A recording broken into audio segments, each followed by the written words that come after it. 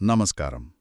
ఈరోజు మనం ఒక ఆ, చాలా ఆసక్తికరమైన, బహుశా మనల్ని మనం చూసుకునే విధానాన్నే మార్చేసే ఒక ప్రశ్న గురించి లోతుగా మాట్లాడుకుందాం. మనం రోజూ ఎంతో జాగ్రత్తగా కాపాడుకునే ఈ నేను, మన అహం, ఇదంతా నిజంగా ఉందా? లేక అది కేవలం మన మనసు అల్లుకున్న ఒక కథ, ఒక భ్రమ? తప్పకుండా. ఇది కేవలం ఏదో గాల్లో మేడలు కట్టే తాత్విక చర్చ కాదు కదా. కాదు.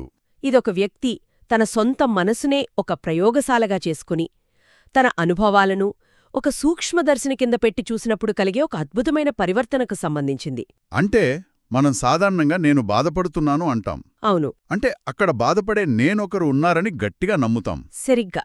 కాని ఈ అన్వేషణలో ఆ బాధపడే వ్యక్తి స్థానం నుండి కేవలం బాధ అనే ప్రక్రియను గమనించే సాక్షిగా ఎలా మారవచ్చో అర్థమవుతుంది. ఓ ఈ చిన్న మార్పే చివరికి అహంకారమునే ఆ పెద్ద కోటను కూల్చేస్తుంది. సరే, అయితే మొదట అసలు సమస్య దగ్గర నుండి మొదలు పెడదాం. దుఃఖం.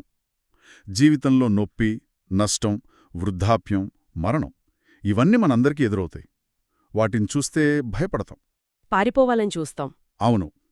కాని ఈ రచనలో చెప్పినట్లు ఒక భిక్షువు వీటి నుండి పారిపోకుండా వాటినే నిశితంగా అధ్యయనం చేయడం మొదలుపెడతాడు. అవును. అలా చేసినప్పుడు ఒక ఆశ్చర్యకరమైన విషయం తెలుస్తుంది.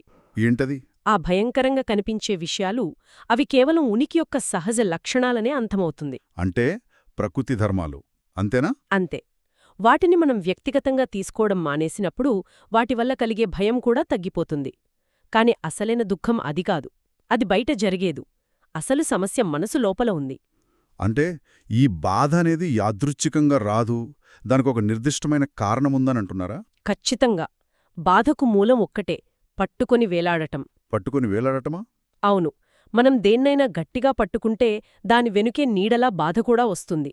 ఇది రెండు రకాలుగా పనిచేస్తుంది. ఓకే. ఆటపడుతుంది. దీన్నే తృష్ణ అంటాం కదా. అవును, క్రేవింగ్. ఇక రెండవది మనకు నచ్చని అనుభవం. అంటే ఒక విమర్శ వచ్చినప్పుడు అది వెంటనే పోవాలని తీవ్రంగా ప్రతిఘటిస్తాం. అదే, ఒకటి కావాలని లాగడం, ఇంకోదాన్నే వద్దని తోసేయడం. ఈ నిరంతర సంఘర్షణే అసలైన మానసిక దుఃఖం అన్నమాట. సరిగ్గా అదే. ఆ లాగడం, తోయడం అనే ప్రక్రియ మనసులో సృష్టించే ఉద్రిక్తతే అసలైన బాధ. ఇక్కడే విపశ్యన అభ్యాసం దెవరిలోకి వస్తుంది. అంటే ఎలా? ఈ ధ్యానంలో చేసేది చాలా సింపుల్. మన శరీరంలో కలిగే సంచలనాలను, అంటే ఒక చిన్న దురద దగ్గర నుండి ఒక తీవ్రమైన నొప్పి వరకు ఎలాంటి తీర్పు లేకుండా కేవలం గమనించడం. జస్ట్ గమనించడమేనా? అంతే. అలా గమనిస్తున్నప్పుడు ఈ తృష్ణ, ఈ ప్రతిఘటన అనేవి కేవలం మనసులో పుట్టి శరీరంలో సంచలనాలుగా ఎలా మారుతున్నాయో ప్రత్యక్షంగా అనుభవంలోకొస్తుంది. వావ్. వాటిని ఆపాలని ప్రయత్నించరు, కేవలం చూస్తూ ఉంటారు. ఓకే. బాధకు కారణం ఈ పట్టుకుని వేలాడటమేని అర్థమైంది. కాని ఆ పట్టుకునేది ఎవరు? ఈ మొత్తం నాటకానికి సూత్రధారి అయిన ఈ నేను ఎక్కడ్నించొస్తోంది? ఇది చాలా లోతైనది కదా. ఇదే అసలైన అన్వేషణ. ఇప్పుడా భిక్షువు ఒక డిటెక్టివ్లా మారి ఈ నేను అనే నిందితుడి కోసం వెతకడం మొదలుపెడతాడు. డిటెక్టివ్ లాగానా? అవును.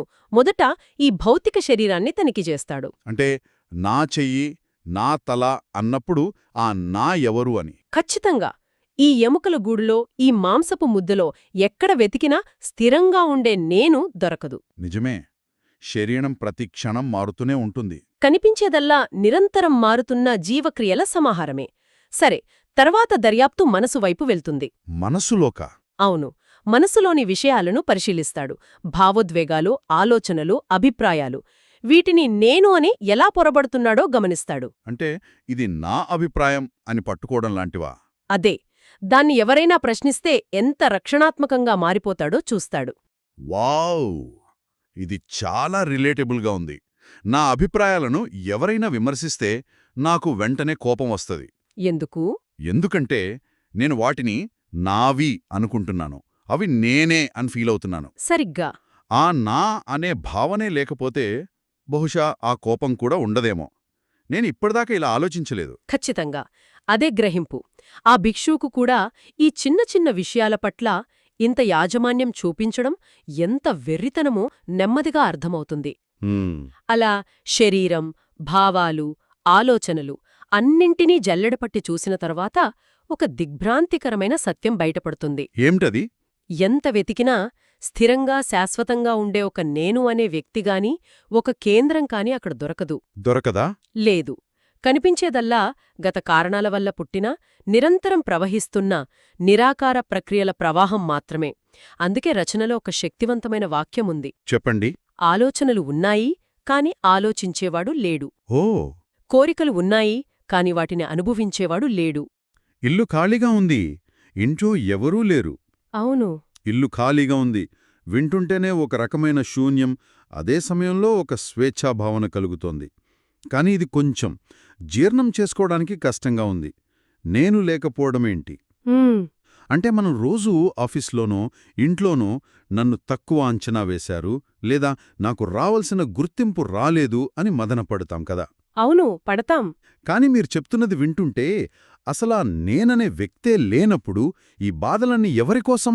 ఇది చాలా పెద్ద మార్పు ఆలోచనా విధానంలో. అవును. ఈ సంక్లిష్టమైన భావనను సులభంగా అర్థం చేసుకోడానికి ఆ రచనలో ఒక అద్భుతమైన ఉపమానముంది. చెప్పండి. వార్తాపత్రిక ఫోటో. వార్తాపత్రిక ఫోటోనా? అవును. మనం ఒక వార్తాపత్రికలోని ఫోటోను సాధారణ కళ్లతో చూస్తే అది ఒక స్పష్టమైన, ఘనమైన చిత్రంగా కనిపిస్తుంది. నిజమే. ఒక మనిషి ముఖం, కళ్ళు అన్నీ ఒక రూపంగా కనిపిస్తాయి. కాని అదే చిత్రాన్ని ఒక భూతద్దంతో అంటే మ్యాగ్నిఫయింగ్ గ్లాస్తో చాలా దగ్గరగా చూస్తే ఏమవుతుంది? ఆ చిత్రం మాయమైపోయి కేవలం నల్లటి చుక్కల సమూహం కనిపిస్తోంది. సరిగ్గా అదే. చిత్రమనేది లేదు. ఉన్నవన్నీ వేల కొద్దీ చిన్న చిన్న చుక్కలే. ఆ చుక్కల అమరికను మన కన్ను ఒక చిత్రంగా చూపిస్తోందంతే. అదేవిధంగా ధ్యానం అనే తీక్ష్ణమైన చూపు లేదా భూతద్దంతో మనల్ని మనం పరిశీలించుకున్నప్పుడు నేను అనే ఘనమైన, స్థిరమైన భావన కరిగిపోతుంది. ఓకే.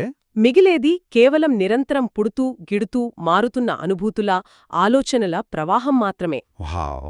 అంటే నా వ్యక్తిత్వం, నేను ఇది నేను అని గర్వంగా చెప్పుకునే నా స్వభావం, అదంతా కేవలం దూరం నుండి చూస్తే ఘనంగా కనిపించే ఆ వార్తాపత్రిక ఫోటోలాంటిదా? అవును. ఆ ధ్యానమనే భూతద్దంతో చూస్తే అదంతా కేవలం విడివిడి చుక్కల సమాహారం. ఇక్కడో ఆలోచన, అక్కడో సెన్సేషన్. అంతేనా? ఇది మైండ్ బ్లోయింగ్. అదే. ఈ అనుభవం కేవలం ఒక మేధోపరమైన అవగాహన కాదు, అది ఒక లోతైన పరివర్తనకు దారితీస్తుంది. అప్పుడు బౌద్ధంలో చెప్పే 3 ప్రాథమిక సత్యాలు అనిత్య, దుఃఖం మరియు అనత్త చదివిన విషయాలుగా కాకుండా మన సొంత అనుభవంగా మారతాయి. ఒక్క నిమిషం, ఇక్కడ నాకొక ముఖ్యమైన సందేహం వస్తోంది. అడుగండి. నేను లేకపోతే మరి బాధ్యత ఎవరిది? ఒకరు తప్పు చేస్తే నేను చేయలేదు, అది కేవలం ఒక ప్రక్రియ అని తప్పించుకోవచ్చు కదా. ఇది ప్రమాదకరంగా అనిపించడం లేదా? ఇది చాలా మంచి ప్రశ్న. చాలా మందికొచ్చే సందేహం ఇదే. అవును. కానీ వాస్తవానికి జరిగేది దీనికి పూర్తి వ్యతిరేకం. నేను, నాది అనే భ్రమే స్వార్థానికి, పేరాశకు, ద్వేషానికి మూల కారణం. నా దేశం, నా మతం, నా అభిప్రాయం. ఖచ్చితంగా. ఈ నా అనే భావనే ప్రపంచంలోని చాలా సమస్యలకు కారణం. ఎప్పుడైతే ఈ నేను అనే భ్రమ కరిగిపోతుందో అప్పుడు మిగిలేది అరాచకం కాదు. మరి ఏమిటి? మిగిలేది సంఘర్షణ లేని ఒక సహజమైన ప్రవాహం. అప్పుడు చేసే పనులకు అహంకారపు రంగు ఉండదు. అవి మరింత కరుణతో, స్పష్టతతో ఉంటాయి. అంటే పట్టుకోవడానికొక పట్టుకునేవాడు లేనప్పుడు ఆరాటాలు, పట్టుదలలు వాటంతట అవే రాలిపోతాయంటారా? ఖచ్చితంగా. మనం జీవితాంతం మోస్తున్న ఒక పెద్ద భారం, మనల్ని మనం రక్షించుకోవాలి, మనల్ని గొప్పగా నిరూపించుకోవాలి అనే భారం అమ్మాంతం దిగిపోతుంది. వావ్! అప్పుడు మిగిలేది శూన్యం కాదు, చాలామంది భయపడినట్టు. మిగిలేది ఉద్రిక్తత లేని ఒక ప్రయత్నం లేని ప్రవాహం, ఒక ప్రశాంతత. దీనినే నిబ్బాణ అంటారా? అవును, నిర్వాణం. సృష్టించబడని శాశ్వతమైన శాంతి అది. కాబట్టి ఈ విశ్లేషణ నుండి మనం గ్రహించాల్సిందేమిటంటే, మనకు కావలసిన శాంతి బయటి ప్రపంచాన్ని మార్చడం ద్వారానో లేదా మనల్ని మనం బలవంతంగా బాగు చేసుకోవడం ద్వారానో రాదు. అసలైన స్వేచ్ఛ నేను అనే భ్రమను ఛేదించి దాని వెనక ఉన్న వాస్తవాన్ని చూడటం ద్వారానే లభిస్తుంది. జీవితంలోని నొప్పి, మరణం వంటి వాటిని చూసి భయపడక్కర్లేదు. ఎందుకంటే ఆ సంఘటనలు జరగడానికి, వాటిని అనుభవించడానికి ఒక నేను అనేవాడే మిగిలి ఉండడు. సరిగ్గా చెప్పారు.